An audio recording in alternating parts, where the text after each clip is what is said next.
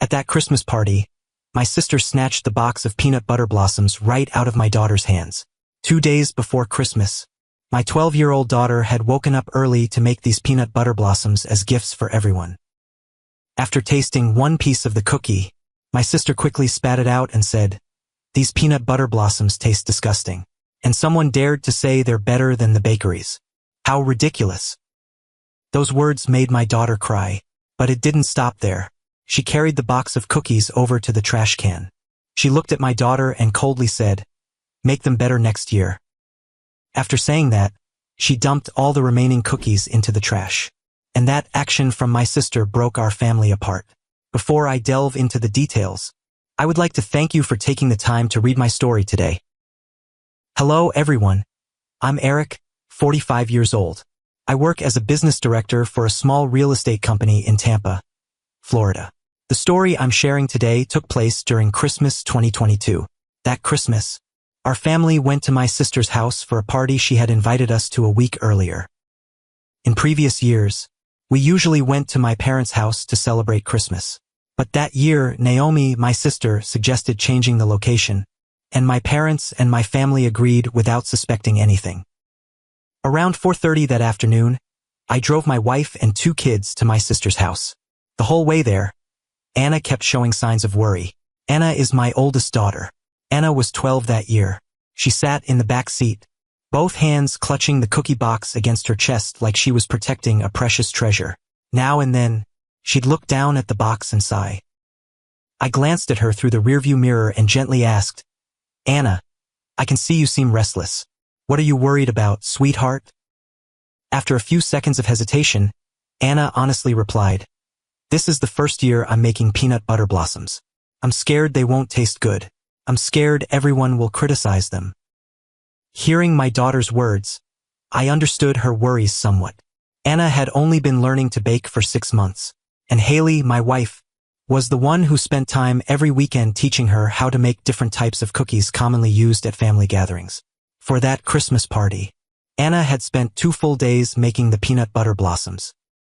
After Anna expressed her concerns, I thought for a few seconds, then replied, "Sweetheart, I believe everyone will love your cookies. I already tried them, they're delicious." My wife, who was sitting in the passenger seat, also turned around and gently said to her, "Honey, you need to have confidence in yourself. I've tasted your cookies. They're wonderful. I'm so proud of you." Right after my wife finished speaking, Mateo, our son sitting next to her, immediately started encouraging Anna. Mateo turned to his sister, grabbed Anna's hand with both his small hands, and said, "Anna, the cookies are delicious. Could you make some more for me to eat in a few days? I could eat like 10 of them." Both my wife and I smiled happily at what Mateo said. Mateo is 2 years younger than Anna, but he's very good with words and knows how to comfort others. And there's one more thing about Mateo that I'm incredibly pleased with, which is that despite being younger, he has the backbone of a real man. Mateo is always ready to protect Anna if anyone dares to make Anna sad or hurt her. After receiving encouragement from the whole family, Anna finally breathed a sigh of relief. She started moving on to other topics. The atmosphere in the car was remarkably cheerful. Laughter and chatter filled the air. Christmas music playing from the radio mixed with the kids singing. And I started imagining an enjoyable and meaningful Christmas day with the extended family. But that was just my imagination. I had no idea that in just a few hours, my daughter would be hurt by our own flesh and blood in a way I could never forgive. Around 5:30, we arrived at Naomi's house. As soon as we parked in front of the gate, I noticed there were many familiar cars already parked along the street. I realized that Naomi had invited almost everyone from our extended family to this party. Right when we got out of the car, Anna suddenly grabbed my hand. Her voice was small and soft, but full of worry as she suggested I let her leave the box of peanut butter blossoms in the car. She said there were too many people, and she didn't have enough confidence to bring the cookies in and offer them to everyone in front of such a crowd. At that moment, I gently said to Anna, "Sweetheart, this is a chance for you to show everyone your talent. I believe in you."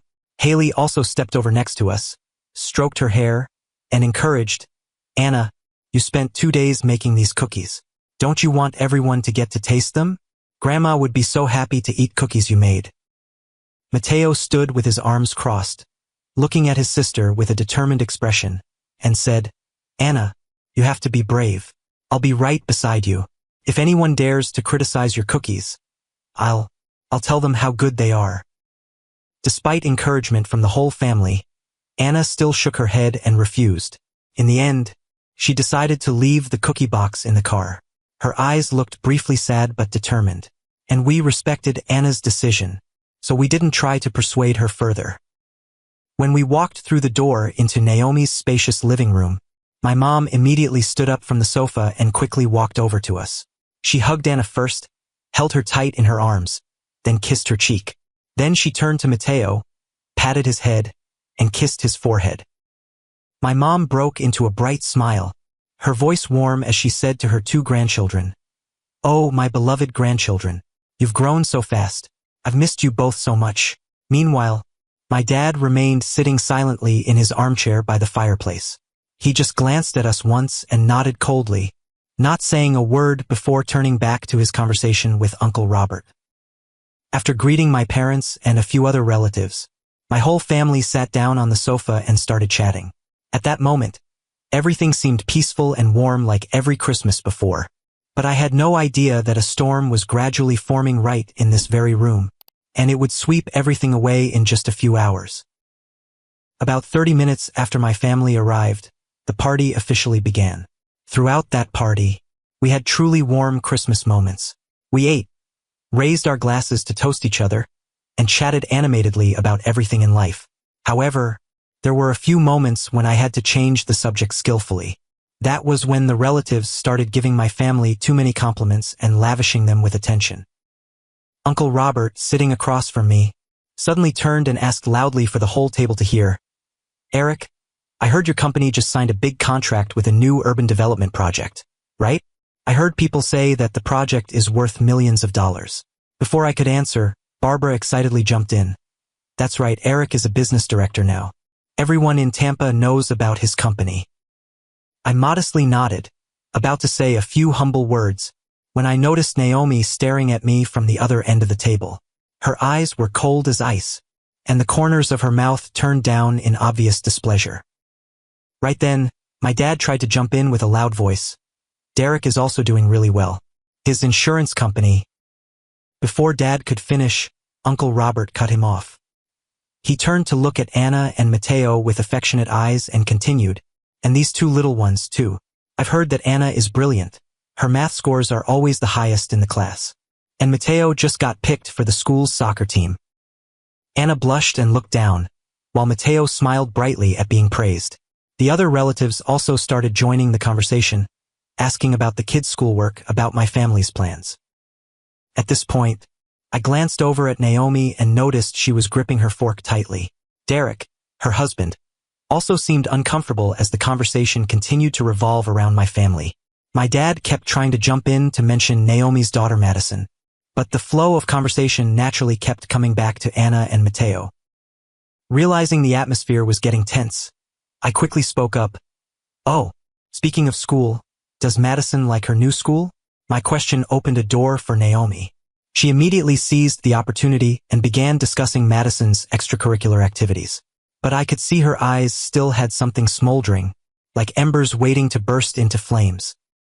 At that time, I had no idea how angry the attention that relatives were giving my family had made Naomi, and she was waiting for an opportunity to unleash all that jealous rage. That opportunity would come sooner than I thought, and the victim would be my innocent little daughter. Around 8 in the evening, after everyone had finished the main course, dessert was served. Suddenly, my mom from across the table turned to look at Anna and said, "Anna, I heard you made peanut butter blossoms, didn't you? Can you let everyone taste them?" The unexpected question took Anna aback. She looked down at her hands resting on her lap, her voice small and soft as she replied, "I did make cookies, but I think they're bad. I was scared everyone would criticize them, so I left them in the car." Right after Anna finished speaking, my mom enthusiastically said to Anna, "Why leave the cookies in the car? I believe your cookies will be delicious. Bring them in for everyone to enjoy together. I want to taste your skills." At that moment, Anna turned to look at me, her eyes seeming to seek permission and encouragement. Then she looked at my wife. Both Haley and I nodded and smiled encouragingly at her. Mateo suddenly jumped up from his chair, his voice full of enthusiasm as he said to his sister, "Anna, I already told you the cookies are really good. You need to be confident. Your cookies are even better than those from the bakery. I bet on it." Right after Mateo finished speaking, the relatives around also started encouraging Anna. After nearly a minute of hesitation, Anna finally lifted her head. She looked at everyone one by one. Then her voice rang out, "Okay, fine. I'll bring the cookies in." As soon as Anna finished speaking, applause started echoing throughout the living room. My mom clapped the most enthusiastically. I felt a sense of warmth as I saw my daughter finally find her courage. Right when Anna stood up from her chair, I stood up too. I put my hand on her shoulder and said softly, "I'll go with you." It wasn't that my daughter couldn't get the cookies herself, but I'm Anna's father, and I wanted to walk beside her, so she'd have more confidence in situations like this. That's what any father would do. About 2 minutes later, both Anna and I walked back into the living room. Anna was now clutching the clear plastic box against her chest with both hands. Suddenly, Naomi quickly stepped over and blocked right in front of Anna. Her action was so sudden that my daughter startled and took a step back. Naomi looked at Anna, her voice cold like she was giving orders. "You should have brought the cookies in earlier. Give them here. Let me see if they're any good." Right after saying that, Naomi didn't wait for Anna's agreement. She reached out and roughly snatched the cookie box. I saw that scene, and anger began to rise within me, but I tried to control myself because there were plenty of guests watching. After snatching the cookie box from my daughter's hands, Naomi opened the lid. She took one cookie, held it up to examine with a disdainful expression, then took a small bite. She chewed a few times, and I could see there was nothing wrong with swallowing it. But then, Naomi suddenly made an exaggerated grimace. She quickly reached for a napkin from the nearby table and brought it to her mouth, and her following action made me unable to believe my eyes. In front of nearly 20 people, Naomi spat the piece of cookie she was chewing into the napkin. She spat slowly, deliberately making sure everyone could see. Then she turned to look straight into my daughter's eyes, her voice full of contempt as she said, "These peanut butter blossoms taste disgusting. And someone dared to say they're better than the bakeries. How ridiculous." After those words, Anna's eyes widened in shock. Her lips trembled, and tears started welling up, streaming down her cheeks. Her whole body seemed to freeze, unable to utter a word. And then, when Haley, Anna, and I hadn't recovered from what just happened, Naomi took the cookie box and walked toward the trash can near the kitchen. She turned to look at my daughter again, her voice cold as ice when she said, "Make them better next time." After saying that, she flipped the box upside down and dumped all the peanut butter blossoms into the trash. Anna stood in dead silence. Her whole body seemed to turn to stone. Her hands hung limply at her sides, and tears just kept rolling down non-stop. At this point, I couldn't take it anymore. I quickly walked toward Naomi. Both my hands clenched into fists. I said through gritted teeth to Naomi, "What the hell are you doing?" Naomi showed no fear.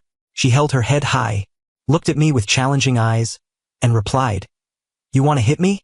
Go ahead and try." Right after she finished speaking, a sound rang out. The sound was sharp, echoing in the suddenly silent room. Naomi's face immediately had 5 red fingerprints appear on her cheek. It was a slap, a strong and decisive slap. The person who just slapped Naomi wasn't me. It wasn't my wife either. The person who just slapped Naomi was Wendy, the woman who gave birth to both Naomi and me. It was my mom. The entire room fell into absolute silence. No one dared breathe loudly.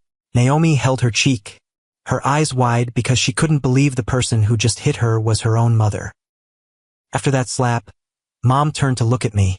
Her voice was calm but full of authority when she said to me, "Eric, step back. I gave birth to this child, and I didn't discipline her properly. Let me handle this." Hearing my mom's words, I nodded in agreement. I stepped back a few steps and hugged Anna, who was sobbing, into my arms. My daughter buried her face in my chest, her whole body trembling. My mom was now like a lioness protecting her cubs. She turned to face Naomi, her voice ringing with fury. "You're going to bully a 12-year-old child? What are you doing?" Naomi, you're an adult, you're Anna's aunt, and this is how you treat your own niece? Naomi had recovered from Mom's slap. Her face was bright red, whether from pain, shame, or anger. She screamed, Mom always takes Eric's family's side. Why don't you ever take my side? I'm your child too. Right after Naomi finished speaking, my dad jumped up from his chair and quickly walked over. He stepped between Mom and Naomi, his voice harsh as he said to Mom, Wendy, why did you hit Naomi? You're being way too biased. Naomi was just being honest. Right after Dad finished speaking, Mom pointed straight at Dad's face and shouted, Shut up, Melvin. You saw Naomi humiliate Anna, but you didn't intervene, didn't say a word. You're Anna's grandfather, and you let your granddaughter be humiliated like that?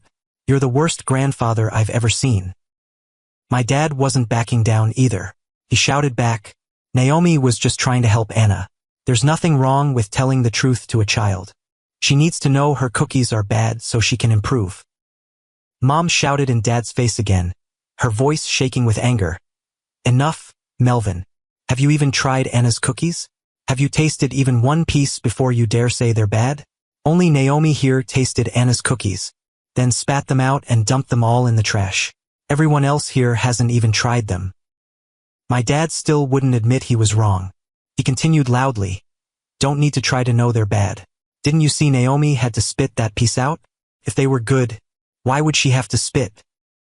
My dad's words at that moment made several relatives unable to control themselves anymore. Uncle Robert said to my dad, Melvin, I'm being honest, what are you doing? You're Anna's grandfather, and you're taking the side of the person bullying your own granddaughter? Barbara also spoke up, her voice harsh, Naomi, I'm really disappointed in you. Anna is only 12 years old, and she spent 2 whole days making cookies to bring here. Even if the cookies weren't good, you have no right to treat Anna like that. Another relative, Aunt Linda, my mom's younger sister, also stood up in protest. She said to Naomi, Naomi, your behavior today is truly shameful. You're an adult behaving like that toward a child? Hearing the criticism, Naomi screamed, You're all at a party in my house. This is my house. I'll never invite any of you to parties here again. Get out, all of you.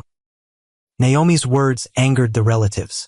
Uncle Robert coldly replied, Don't bother inviting. I'll never set foot in this house again. Barbara pulled her husband's hand to stand up and said, We're leaving. Next Christmas, everyone's invited to my house. The other relatives also started standing up, gathering their things and preparing to leave. No one wanted to stay in this house another minute. The Christmas party had turned into a disaster.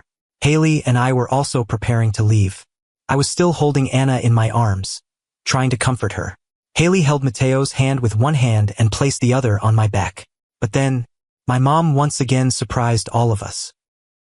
When a few guests had already stepped toward the door, Naomi's scream suddenly rang out, making everyone stop and turn around. Naomi looked toward my mom, her voice screaming in horror. Mom, what are you doing? Put it down, the cookies are dirty. Are you crazy? All of us turned our eyes toward my mom. My mom was standing next to the trash can. In her hand was a peanut butter blossom cookie. She had clearly just picked that cookie from the pile of cookies that Naomi had dumped in the trash. The cookie was still intact, the Hershey's Kiss chocolate still sitting neatly on top. And then, before anyone could say anything else, my mom brought the cookie to her mouth and took a big bite. She chewed slowly, leisurely, like she was savoring the most delicious food on earth. Everyone stood in dead silence, unable to believe their eyes. Naomi rushed over, crying and begging, Mom, spit it out. The cookies are dirty. Please don't eat anymore. But my mom completely ignored her. She continued chewing and swallowed the piece of cookie. When she finished eating, she turned to look at Anna, who was still in my arms. Her voice was warm and full of pride when she said to her granddaughter, Anna, your cookies are delicious. Really delicious. I'm so proud of you. My mom's words made Anna burst into sobs. She left my arms and ran to hug her grandmother tightly. She cried as she spoke, her voice choking, Grandma, the cookies are dirty. Don't eat anymore. I don't want you to get sick. My mom hugged her granddaughter tight, stroked her hair, and said gently, Your cookies are so good. I could eat 100 of them. Don't cry anymore, sweetheart. Haley couldn't hold back her tears either. She stepped next to me, hugged my arm tightly, and whispered, her voice choking, "Eric, I don't know what to say anymore. Your mom is amazing." I nodded, my throat also tight. I couldn't speak. I just stood there, watching Mom hold my daughter in her arms. And then, while Mom's actions still moved everyone, she turned to look at the relatives standing around. Her voice rang out boldly, "If you don't mind, come over and taste Anna's cookies. They're excellent. There are still many peanut butter blossoms that aren't dirty in this trash can. They're on top, haven't touched the garbage." After my mom's words, everyone looked at each other for a few seconds. Then Barbara was the first to step forward. She took a clean plate from the table, carefully picked out the intact cookies from the trash, and placed them on the plate. The cookies on the very top were still clean, not dirty at all. Uncle Robert also stepped forward, took a cookie, and tried it. He chewed slowly, then nodded repeatedly, his voice full of surprise. "Really good. Anna, you did great. I'm not lying." Aunt Linda also tasted it and praised. "The cookies are so good. The peanut butter is rich and creamy, and the chocolate has just the right amount of sweetness. Anna, make more for me next time." One by one, the other relatives also came to taste them. They ate and gave Anna sincere compliments. One person even asked Anna for the recipe to make for their kids at home. Anna stood there, tears still lingering on her cheeks, but her lips had bloomed into a smile. It was the happy smile of a child who was recognized, loved, and protected. The atmosphere in the room gradually became warm again, at least for the relatives gathered around the plate of cookies. Naomi stood huddled in a corner, her face pale. Derek, her husband, also stood nearby, looking awkward and unsure of what to do. And my dad sat slumped in his chair, silent without saying another word. About 10 minutes later, after everyone had tasted the cookies and given Anna compliments, the guests began to leave. No one shook hands or hugged Naomi goodbye. They just nodded to my mom and my family, then quietly left the house. When the door closed behind the last guest, the large living room suddenly became empty and cold. Only my family, my parents, and Naomi's family remained. I stood in the middle of the living room, looking at my dad sitting in his chair with a frown, then at Naomi standing huddled next to her husband. The anger in me still hadn't subsided. I took a deep breath, then I walked up in front of Naomi, looked straight into her eyes, and said, each word clear, "The debt from 2019. You have 30 days to pay me back." My words made Naomi jump. She screamed, "Eric, you're pathetic. You're demanding money from me to get revenge, aren't you? You don't have the guts to hit me, so you're using money to torture me instead?" I stood there, completely unmoved by her accusations. I coldly replied, "That's the price for hurting Anna. You should be grateful you're a woman. If you were a man, I'd put you in the hospital long-term." My dad jumped up from his chair at this point. He pointed his finger at my face and said, "Eric, you can't demand money that urgently.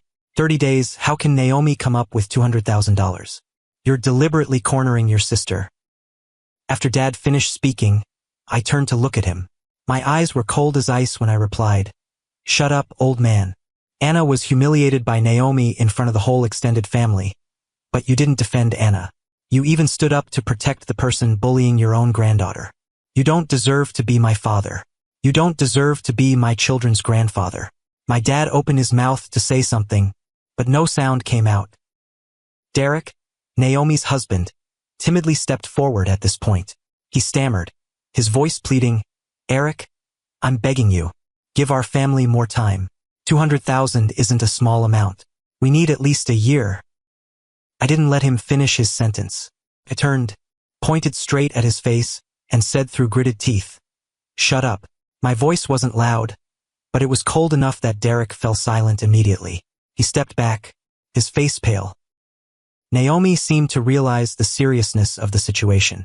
She suddenly rushed toward Anna. Her voice was desperate when she said, "Anna, I'm sorry. I was wrong. I shouldn't have done that to you. Please forgive me." Anna stepped back, her eyes full of fear and hurt. Right then, Mateo stepped in front of his sister. He was only 10 years old, but stood there with the bearing of a man protecting his family. His voice was firm, each word clear. This is the last time we'll ever come to your house. You hurt my sister. I'll never forgive you. We were all surprised by Mateo's actions and words. After saying that, Mateo turned around, grabbed Anna's hand tightly, and pulled her out of the house. Anna let her brother lead her away, never looking back once. Haley looked at me and nodded softly. Both of us understood there was nothing left to say here. I took my wife's hand and pulled her to follow our 2 children. When I'd only taken a few steps toward the door, my mom's voice rang out from behind. "Eric, wait for me to come with you." I stopped and turned around. Mom didn't follow me right away. Instead, she walked toward Naomi. When she was only 1 step away from Naomi, my mom stopped. Her voice was cold when she asked, "Naomi, why did you hurt Anna like that? Give me one reason." Naomi looked at Mom. She hesitated for a few seconds, then confessed while crying, "I was jealous." Throughout the party, I saw Eric's family getting attention and compliments from relatives, but nobody paid attention to my family. I was jealous of them. That answer stunned all of us. Just because she was jealous of the compliments relatives gave my family, Naomi had the heart to hurt an innocent 12-year-old child. I couldn't understand her psychology. My mom stood there silently for a moment, looking at Naomi with disappointed eyes. Then she turned away without saying another word to her daughter. She walked over to my dad, who was standing near the fireplace. Her voice was calm but full of determination when she declared, "Melvin, I'm divorcing you." Those words were like a bomb exploding in the room. My mouth dropped open in shock. Haley squeezed my hand tightly. Naomi screamed, "No, Mom, you can't." My dad staggered as he'd just been pushed.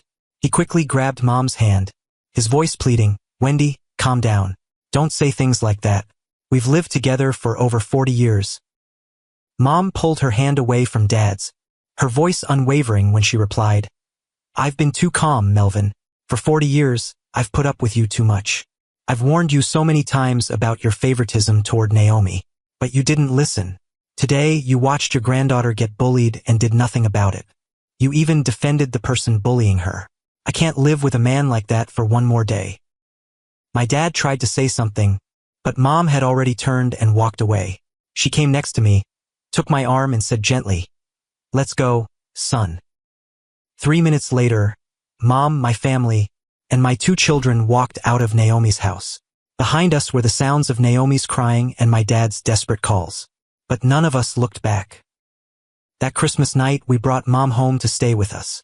She sat in my living room, holding Anna and Mateo in her arms, telling them old Christmas stories. And though what happened was still painful, I knew my family would get through it because we had each other. 2 days after the fateful Christmas party, my lawyer sent a debt collection letter to Naomi through the mail. The $200,000 was the amount I had lent Naomi's family in 2019 to buy their current house. At that time, Naomi and Derek didn't have enough money. They came asking me for help. She promised to pay back within a year. But 1 year passed, then 2 years, then 3 years, and she didn't pay back a single dollar. I didn't demand it either because I knew her family was still struggling after the pandemic, and Derek had lost his job for a while. I wanted to wait until they were more stable. But after what happened that Christmas night, I decided to take back everything that belonged to me. Not because of the $200,000, but I wanted Naomi to understand that every action has consequences. Exactly 1 month after sending the debt collection letter, I received $200,000 transferred to my account. I just wanted to send a thank you message. Please don't make a phone call. Just a cold notification of money deposited appearing on my phone screen. My parents officially divorced 2 months later. After more than 40 years together, they separated quietly, according to an agreement reached between the lawyers of both sides. Assets were divided fairly in half. After the divorce, Mom used her share of the money to buy a small 2-bedroom house near mine, just a 5-minute walk away. She said she wanted to be close to her grandchildren, to watch them grow up every day, and we welcomed that with all our love. 3 years have passed since that fateful Christmas. Anna is now 15 years old. My daughter has become a beautiful and confident young woman. The tears from that Christmas night long ago have become motivation for her to try harder every day. Christmas has been celebrated at Uncle Robert's house in recent years, and Anna's peanut butter blossoms have become an indispensable dish on the party table. For 3 consecutive years, Anna has spent 3 days making cookies to give to everyone. She makes more than before because several relatives have asked Anna to make cookies specifically for them to take home. Every time I see her confidently carrying out the tray of cookies to offer everyone, I remember that Christmas night. I remember the 12-year-old girl trembling as she held the cookie box, afraid of being criticized. And I know that after everything that happened, my daughter has grown up and become much stronger. Mateo is now 13 years old. He's grown much taller, almost reaching my shoulders. My wife tells me that Mateo receives quite a bit of attention from female classmates due to his skillful conversation and mature demeanor. Haley sometimes jokes that she'll be busy in the future, having to receive girls coming to the house looking for our son. But what makes me most proud of Mateo isn't his popularity at school. It's that he still always protects Anna in his own way. Whenever someone says something bad about his sister, Mateo is always the first to stand up and object. My mom now lives alone in the small house near ours. She regularly comes over to play with her grandchildren, teaches Anna to cook, and teaches Mateo to play chess. Her life is more peaceful and happy than ever. She often says that the decision to divorce was the best decision she ever made in her life. As for my dad and Naomi, we haven't been in contact since that Christmas night. I heard through relatives that Dad moved in with Naomi after the divorce. And Naomi's family seems to have faced many financial difficulties after having to pay back the $200,000 debt. But that's no longer my concern. Through this story, I have some advice for you. First advice: always be there for your children and encourage them. Children need to know that, no matter what happens, their parents will always believe in and support them. A word of encouragement at the right time can change a child's entire life. Second advice: protect your children at all costs. When your children are bullied or mistreated, don't hesitate to stand up and protect them. No matter who the other party is, whether they're family or strangers, your children always need to know you'll stand by their side. Third advice: don't let favoritism in the family continue. If you notice parents or relatives showing unfair favoritism to someone, speak up. Silence only makes the problem worse over time. Fourth advice: there are toxic relationships you need to cut off. Just because someone is blood doesn't mean you have to endure everything. Sometimes, it is necessary to stay away from people who hurt you and your family to protect your well-being and peace of mind. Final advice: cherish the people who genuinely love you. Like my mom, who wasn't afraid to pick cookies from the trash can to prove to her granddaughter that she believed in and loved her. People like that are your real family. Some people say I should teach my daughter and son to forgive the family. What do you think about this viewpoint? Please feel free to leave your thoughts in the comments section below the story. And if this story touched your emotions, don't forget to hit subscribe to support us. Thank you for listening to my story.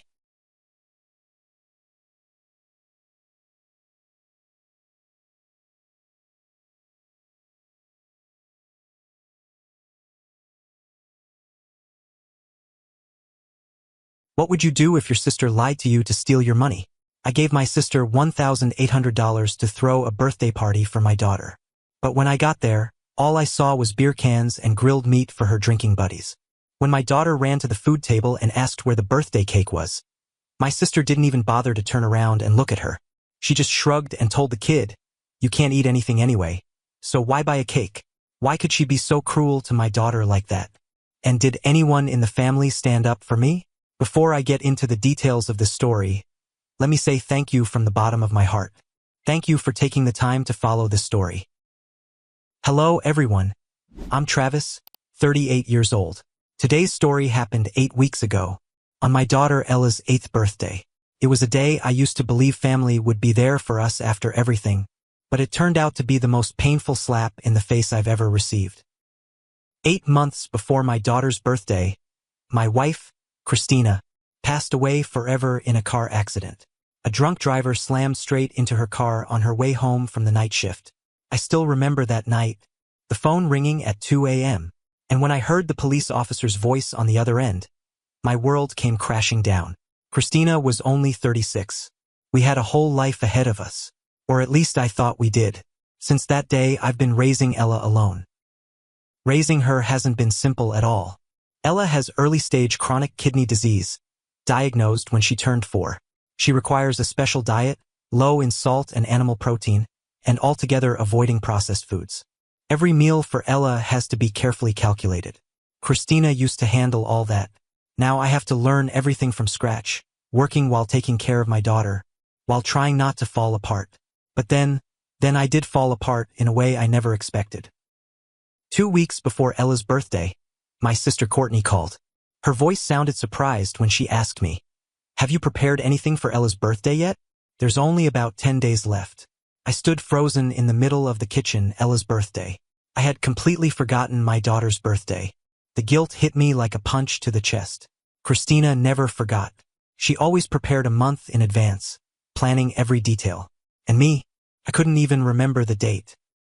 Maybe hearing my silence, Courtney quickly suggested, "How about I handle it? You're busy and not doing well? I'm free anyway. I'll organize it at Mom and Dad's house and take care of everything, from food to decorations. You need to bring Ella." At that moment, I felt an overwhelming sense of gratitude. I gave Courtney $1,800 and sent along a detailed list of foods that Ella could eat due to her kidney condition. Courtney told me not to worry. She'd handle everything. Looking back, giving Courtney money to organize a party was like asking a cat to watch over a fish plate. Anyone could have guessed the outcome, but I was naive enough to believe it was possible. The party was planned to start at 2 p.m. at my parents' house in the Columbus suburbs. That day, Mom and Dad went to visit a seriously ill aunt in Cleveland early in the morning, planning to get back just as the party started. Around 1:30 p.m., I drove Ella from our apartment in the Clintonville area to my parents' house in suburban Westerville, about a 20-minute drive away. She sat in the back seat, wearing a pink dress, her mom's favorite color. Christina always wore pink on Ella's birthday, and this year the kid wanted to continue Mom's tradition. Looking at Ella through the rearview mirror, I felt my heart tighten. I had forgotten my daughter's birthday. If Courtney hadn't reminded me, I probably would have let that day pass like any other ordinary day. Throughout the drive on State Route 3, Ella kept asking, "Do you think there'll be balloons? Will there be a princess cake?" Mom used to make princess cakes for me. I smiled and told her to wait and see. Honestly, I was hoping too. This was Ella's first birthday without Mom, and I needed it to be special. For the first time in 8 months, I allowed myself to believe everything would be okay. When I turned onto Maple Lane, the familiar street leading to my parents' 2-story wooden house, the first thing I heard wasn't the laughter of children or the music of kids. It was loud country rock music echoing from the backyard. And when I parked in the gravel driveway, the first thing I saw was large ice coolers lined up along the front porch, packed full of beer cans. I knew something was wrong. However, I had no idea how bad it would turn out to be. The moment I stepped into the backyard, my feet felt nailed to the ground. This wasn't a birthday party. This was a drinking hangout. I looked around, trying to find anything that resembled a party for an 8-year-old. No balloons. No happy birthday banner. No gift table. Nothing showed that this was my daughter's special day. Instead, in front of me were 2 long tables pushed together, loaded with Bud Light cans and ice coolers still steaming cold. Next to them were giant platters of grilled meat, pork ribs dripping with sauce, thick sliced brisket, and a dozen burgers slathered with cheese. All the stuff Ella couldn't eat. About 12 to 15 people were laughing and joking all over the yard, everyone holding beer cans. I didn't recognize any of them. They were all around 20 to 25 years old, talking loudly, laughing like this was their regular weekend party. I stood there, watching $1,800 turn into beer and grilled meat, wondering when I had become the sponsor for my sister's fun club. And in the corner of the yard, right next to the smoking grill, there was Courtney. My sister stood there with a beer can in her hand, head thrown back, laughing with some guy I'd never met. She didn't even notice that Ella and I had arrived. Right then, Ella's little hand squeezed mine tight. She looked up, her big, round eyes full of confusion. Her voice so small I had to lean down to hear clearly. "Dad, where's my birthday party?" Her question cut through my chest like a knife. I looked down at my daughter, and I didn't know what to say. She was standing in the middle of her own birthday party, feeling like she was watching the neighbors throw a party. At least the neighbors would have invited her. I looked around one more time, hoping I'd missed something. But no, nothing for kids. Right when we were still confused and didn't know how to handle this, the sound of cars parking outside came through. Ella's friends started arriving. One by one, cars stopped, parents opened doors to let their kids out, then waved goodbye, trusting this was a normal birthday party. They didn't come in. They didn't see what I was seeing. 8 kids ran into the yard one by one, then each one stopped. They stood bewildered among the strange adults drinking beer and laughing. A blonde girl, Ella's best friend, looked around, then asked loudly, "Why aren't there any balloons? Is this even a birthday party?" Ella stood next to me, head down. I could see her shoulders shaking. She was embarrassed in front of her friends because of her own birthday party. Anger started boiling up in my chest. I let go of Ella's hand and walked straight to Courtney. She was still laughing and saying something to that strange guy, utterly oblivious to everything around her. When I stood right in front of her, Courtney finally looked up, the smile still on her lips like nothing had happened. I tried to keep my voice calm, even though inside I wanted to scream, "Where's Ella's party? Where's the food for her?" Courtney shrugged, beer can still swaying in her hand, and answered me with an indifferent tone. "This is the party. I thought barbecue would be more fun. The kids can play in the yard. Sooner or later, they'll go through parties like this anyway." I gritted my teeth, trying to swallow the anger rising in my throat.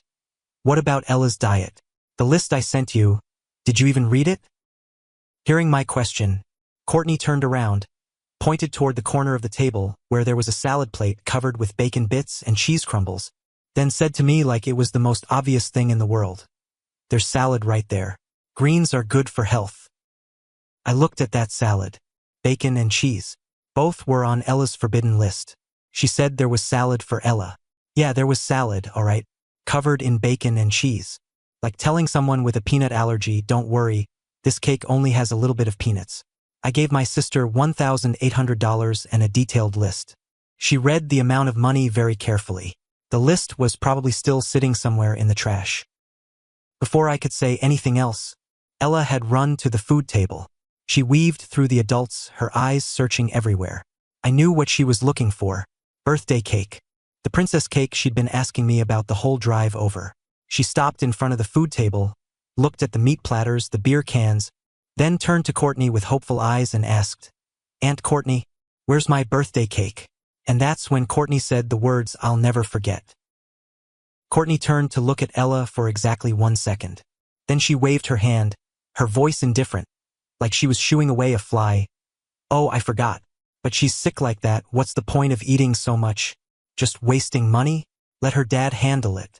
1 sentence. Just 1 sentence, but I saw Ella like someone had slapped her across the face. She stood frozen, eyes wide open, looking at her own aunt.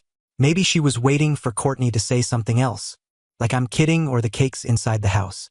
But Courtney had already turned around, continuing her conversation with her friends, bursting out laughing at some joke I couldn't hear clearly. For Courtney, the conversation just ended. For Ella, something had just shattered. I watched that moment happen on my daughter's face. Her lips pressed together. Her chin started trembling. Then her eyes gradually turned red, not from anger like me, but from something much worse. She was ashamed of herself. Around us, the whispering of the kids started getting louder. "Why doesn't Ella have cake? What kind of weird party is this? Ella, it's your birthday, but why isn't there anything?" The innocent questions from 7-year-olds cut into my daughter one by one. Ella didn't answer.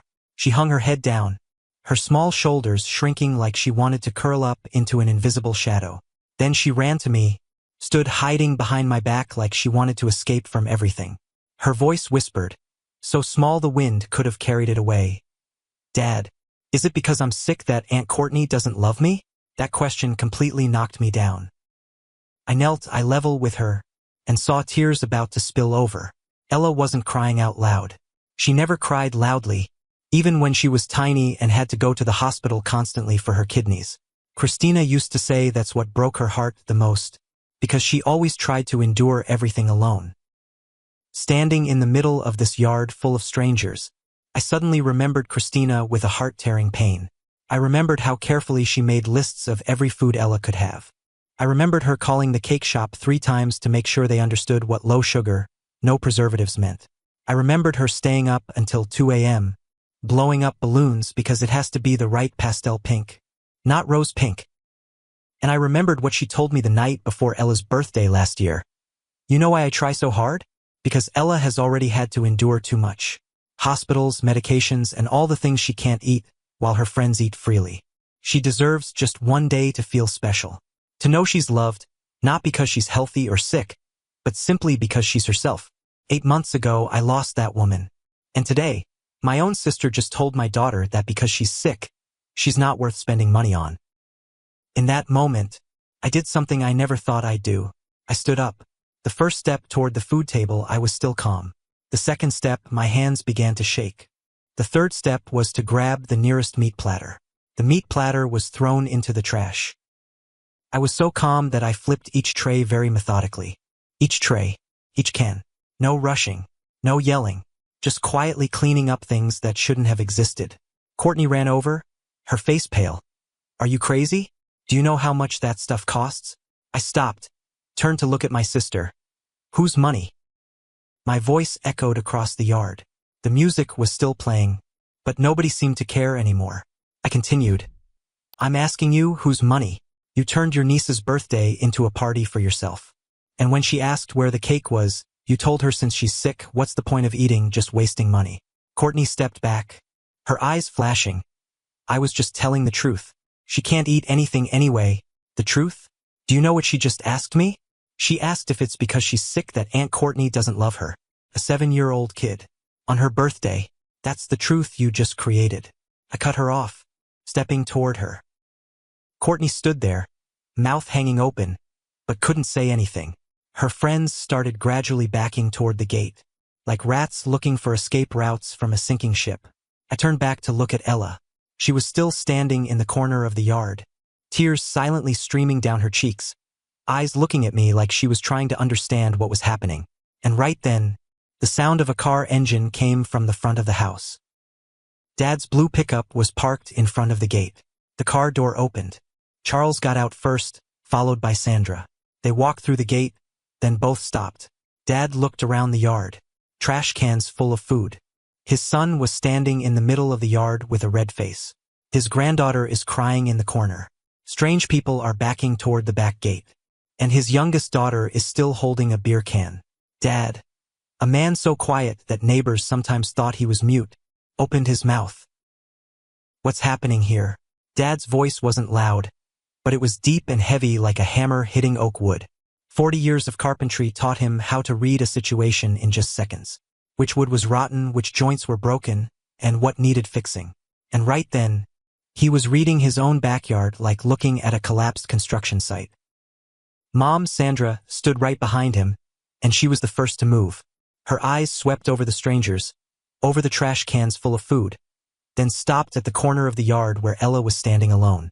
She quickly walked toward her granddaughter. Her voice worried. Ella, what's wrong, honey? Why are you crying? Who made you cry? Ella didn't answer. She just ran and hugged Grandma tight, her face buried in her stomach, shoulders shaking in waves. Sandra looked up at me, her eyes full of questions. I took a deep breath, trying to contain the anger still boiling inside, then briefly told her what had happened. The moment I finished talking, Sandra stood frozen. I saw her jaw clench, a reaction I rarely saw from that always calm woman. Charles still didn't say anything else. He just stood there, quietly observing. His eyes swept over the ice coolers, the tables scattered with cans and platters, the strangers huddled in a corner like chickens caught in the rain. Then his gaze stopped on Courtney. My sister stood by the front porch, beer can still in her hand. She didn't step forward to greet Mom and Dad like usual. She knew she was in big trouble, and that's when Charles stepped into the middle of the yard. He didn't shout, didn't yell. His voice was low and steady, but heavy enough that I could feel it in my chest. Anyone who wasn't invited, get out of my house, right now. Courtney's friends exchanged glances. A tall, skinny guy, probably the man Courtney was laughing with earlier, stepped forward and opened his mouth. Hey, old man, Courtney invited us here. Charles turned to look at that guy. He didn't say anything, just looked. 40 years of hauling wood, hammering nails, building houses for people. 40 years of dealing with all kinds of people, from demanding customers to lazy helpers. That look didn't need words to make the young guy swallow the rest of his sentence. I said, "Get out of here." Charles still didn't yell, but his voice was like thunder rumbling before a storm. The sound you feel in your bones before you hear it with your ears. Nobody dared say another word. The crowd began to move toward the gate, rushing so much that they were pushing against each other. Someone even left their purse on a chair. Someone tripped over a table leg while running away. In less than a minute, the backyard was empty like nobody had ever been there. Courtney stood watching her friends leave, her eyes wide in disbelief. Then she ran to Dad, her voice pleading, "Dad, what are you doing? You can't kick out my friends like that." Charles turned to look at his daughter. His gaze was so cold I felt the temperature in the yard drop a few degrees. "Do you want to go with your friends?" Courtney stood stunned as she'd just been slapped. She opened her mouth, about to say something, but no sound came out. Sandra stepped forward, one hand still hugging Ella, the other pointing at the house door. Her voice wasn't loud, but sharp as a knife. "Get inside the house. Right now. Wait for us to deal with you later." Courtney looked at Mom, then at Dad, then at me. Maybe she was looking for an ally, but nobody looked back. Finally, she turned and walked into the house, slamming the door so hard the window glass shook. I stood there watching my sister, and memories suddenly flooded back. Courtney is 14 years younger than I am. When I went to college, she was turning 4. Mom and Dad had her when they were older, Mom 39, Dad 41, at an age when they didn't think they'd have another child. So Courtney became the surprise child, spoiled in ways I never was. 24 years old, she graduated from college a year ago, but still lives with her parents. Didn't pay rent, didn't help with housework, didn't cook. Every time I mentioned it, Sandra always said, "She's still young. Let her get settled first. Finding a job is really hard these days." I once spoke directly to Mom and Dad, right in that kitchen. Less than a year before this incident happened. "You're hurting her. She's in her 20s and doesn't know how to take care of herself.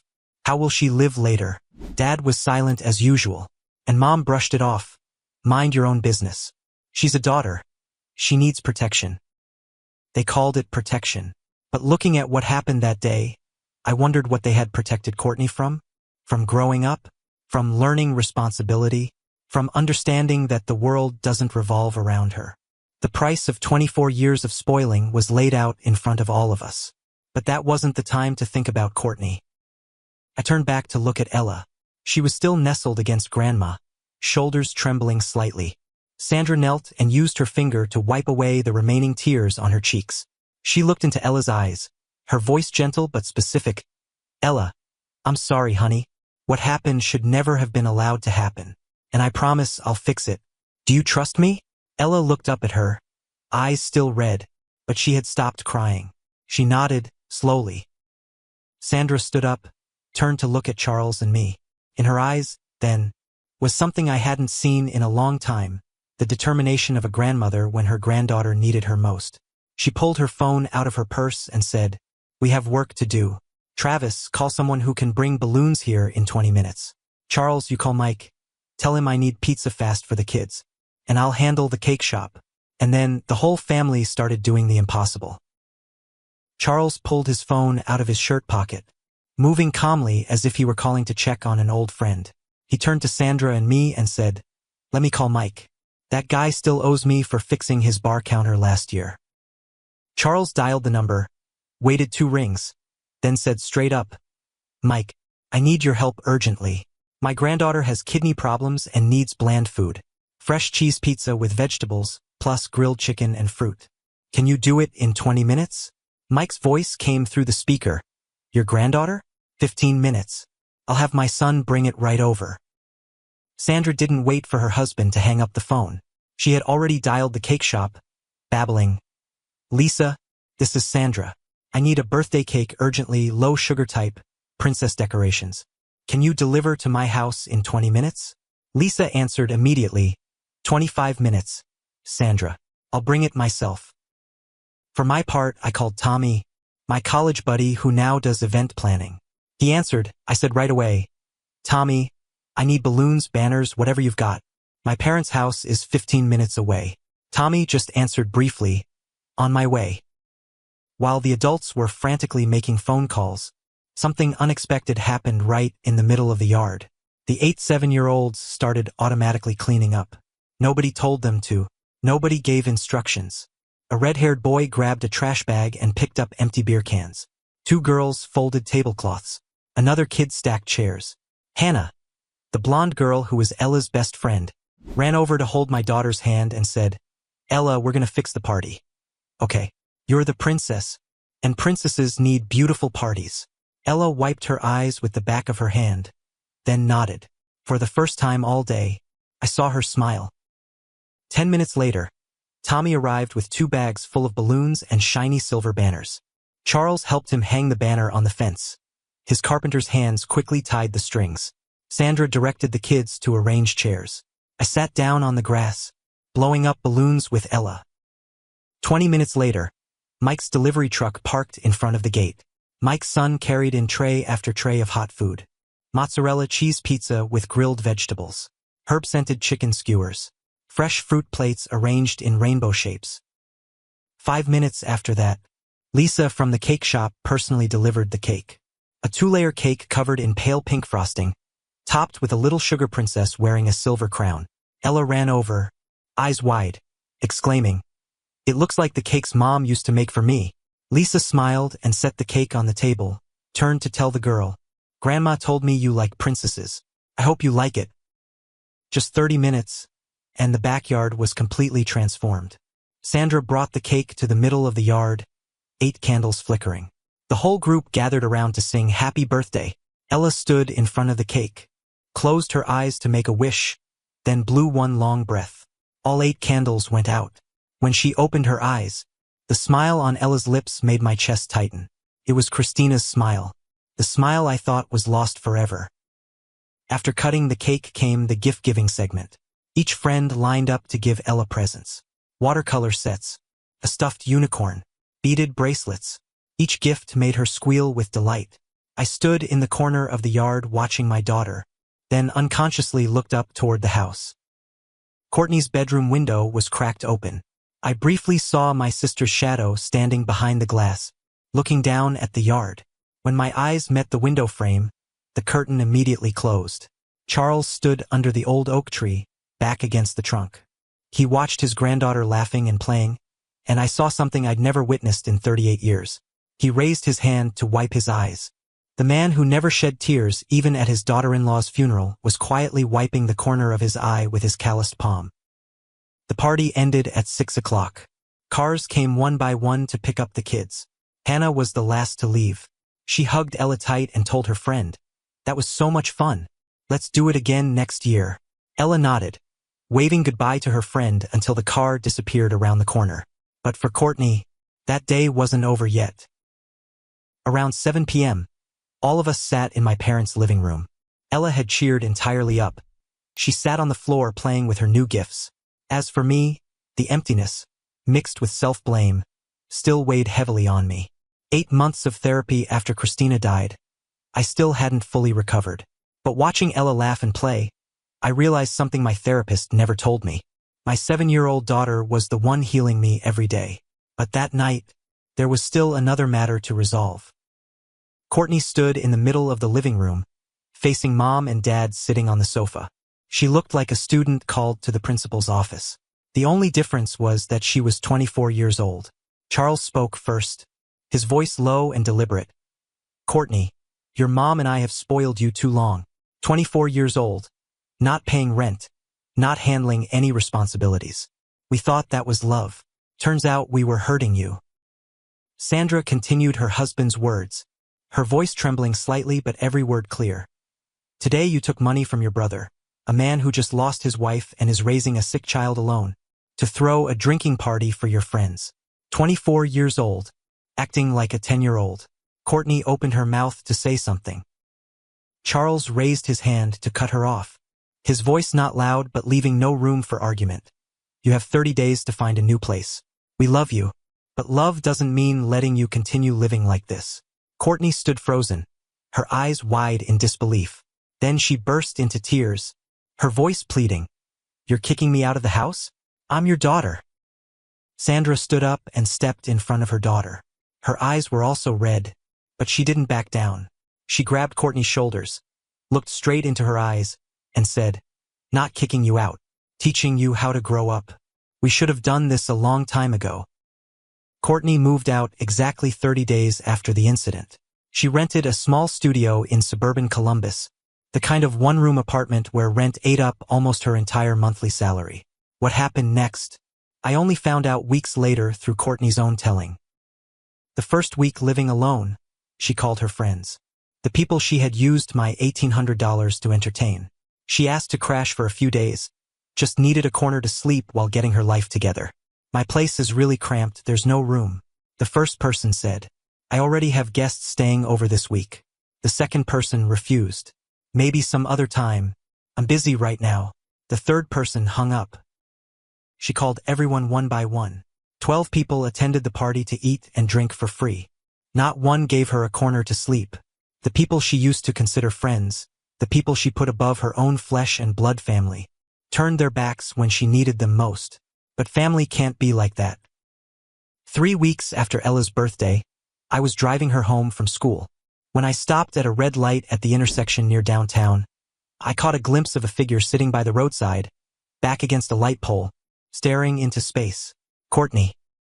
I was about to hit the gas when the light turned green, but Ella suddenly called out from the back seat, "Dad, there's Aunt Courtney." I stayed silent, hands still on the steering wheel. Ella leaned forward, her voice soft as she asked me, "Dad, should we stop?" I didn't answer. The car behind us honked. Ella spoke again. This time her voice dropped deeper. "Dad, she's been abandoned by everyone for days now. She must be really sad. Just like me when I lost Mom." Those words made my hands freeze on the steering wheel. I looked at my daughter through the rearview mirror. A 7-year-old with kidney disease, who lost her mother 8 months ago, was told by her own aunt that she wasn't worth spending money on, and she was asking me to stop and help the person who had hurt her. I pulled over to the curb. When I got out and walked toward Courtney, she looked up, eyes swollen from crying, clothes wrinkled. She looked like she'd been sitting there all day. Then she saw Ella standing behind me.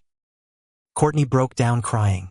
Not the pleading cry like when Mom and Dad announced they were kicking her out, but a choked sob, the cry of someone who just realized they were wrong. She hugged me tight, shoulders shaking in waves, mouth whispering over and over, "I'm sorry. I'm sorry. I'm sorry, Ella." Ella stepped forward, placed her small hand on her aunt's back, and said gently, "I forgive you." After the unexpected encounter, Ella and I took Courtney back to her small apartment. The moment I stepped into the cramped studio with a single bed pushed against the wall and an old electric stove, my heart felt like it was being squeezed.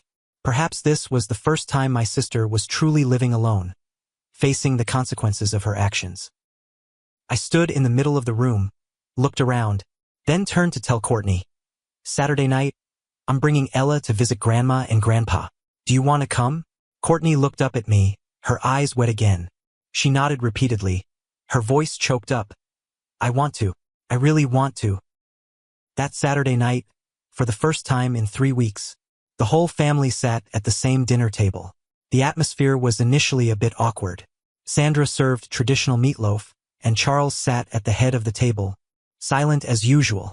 Courtney sat across from me, her eyes kept looking down at her plate, not daring to look up. Then Ella broke that silence. She automatically got down from her chair, walked around the table to Courtney. She looked up, surprised. Ella reached up, used her little finger to wipe the tear rolling down her aunt's cheek. Courtney broke down crying. She hugged Ella close, whispered, "I'm sorry, honey. I'm sorry for saying those terrible things. I'll never do that again." Ella wrapped her arms around her, her voice gentle. "Don't cry. I'm here now." Kids forgive more easily than adults, maybe because they haven't learned how to hold grudges yet. Sandra wiped her eyes with her napkin. Charles cleared his throat and looked out the window. That dinner, I learned 2 things. First, no matter how much goes wrong, the most important thing is still loving your child. Ella didn't need a perfect party. She just needed to know someone loved her unconditionally. Second, sometimes family members need to be pushed out of the nest to learn how to fly. Courtney took 24 years to learn a lesson she should have learned at 18. Before we left, Charles stood up to see us to the door. He put his hand on my shoulder, said quietly, Loving the right way sometimes really hurts, but spoiling the wrong way hurts even more. That pain comes later. I nodded. For the first time in my life, I truly understood my dad. And that's where my story ends. What do you think? Was Charles and Sandra requiring Courtney to move out too much or necessary? Did Courtney really change, or just because she had no other choice? And what is family? Is it blood? Or is it people willing to say hard things because they genuinely care about you? Please leave a comment and share your thoughts. And if this story made you think, hit subscribe and share with your loved ones. Sometimes we need to remind each other that love isn't spoiling. Thanks for listening. I look forward to seeing you in the following story.